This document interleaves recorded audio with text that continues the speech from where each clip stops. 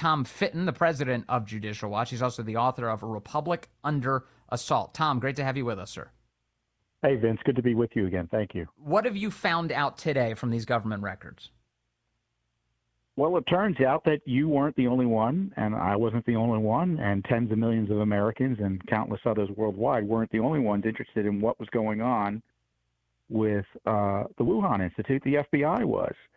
They were, the documents show there was an FBI inquiry back in March of 2020 into the grant at issue. Now, the grant was given to the EcoHealth Alliance, which is a group that would then farm out other grants to places like the Wuhan Institute. And looking at the grant documents, which we also have uncovered previously, it was clear it was gain of function. And so now remember at the time, and frankly to date, they've told us there's no there there. There's nothing to worry about. Well, they've been hiding from us the fact that the FBI had conducted some type of inquiry. I don't know what they're doing now, but I hope the inquiry is continuing or is restarted now that the concerns have been exposed further.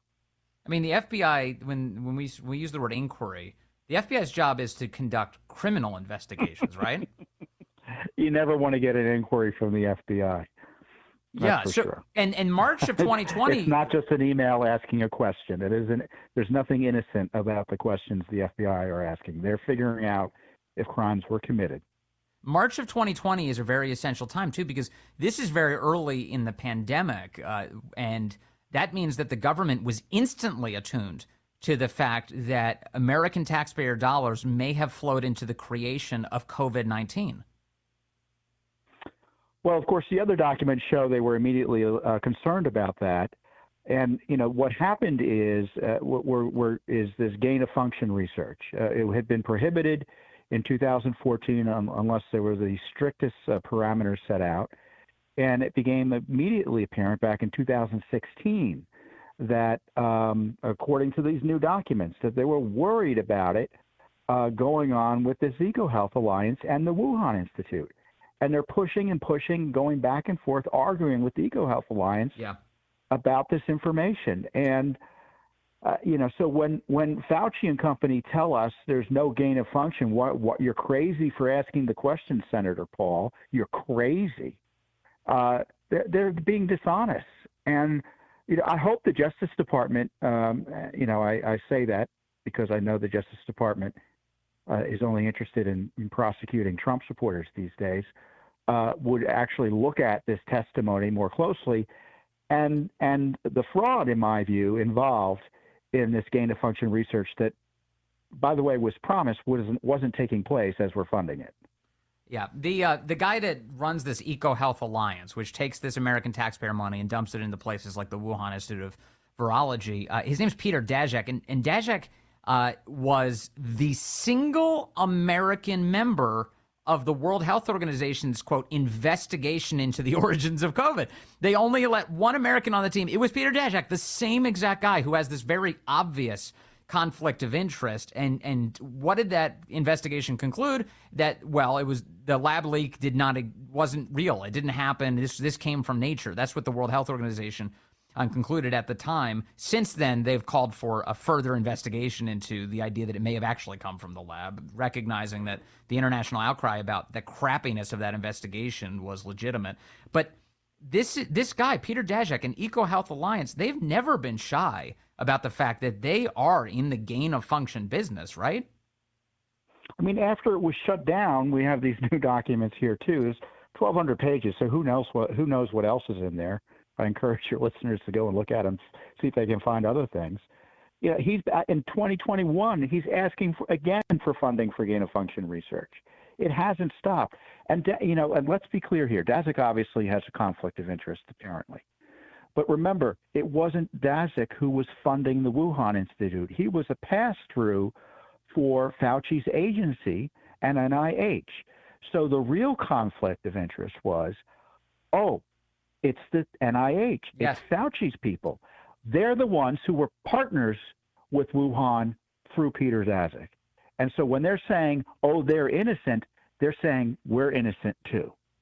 Right. And you mentioned at the outset that there was this ban on gain-of-function research. And just as a reminder for people, that is to soup up viruses in order to make them infectious to human beings.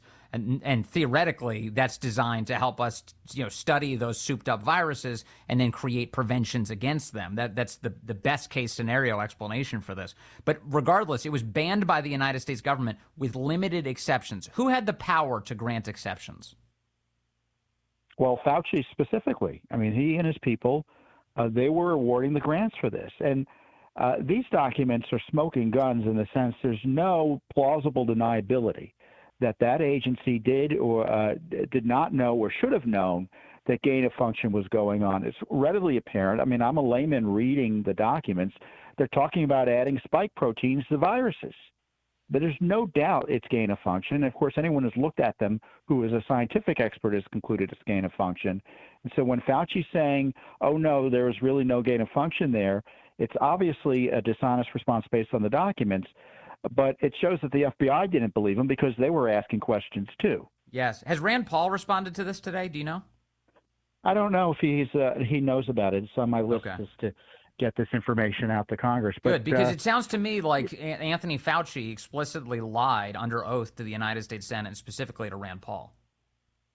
I'm also concerned that this is still going on. I mean, other documents we've had recently show this gain-of-function research is going on all over the United States, and it was some of the labs were run like the Keystone Cops were in charge. This is a dangerous agenda that's going on here, and these scientists, there's a big community that does it, and they are happy to continue to do it.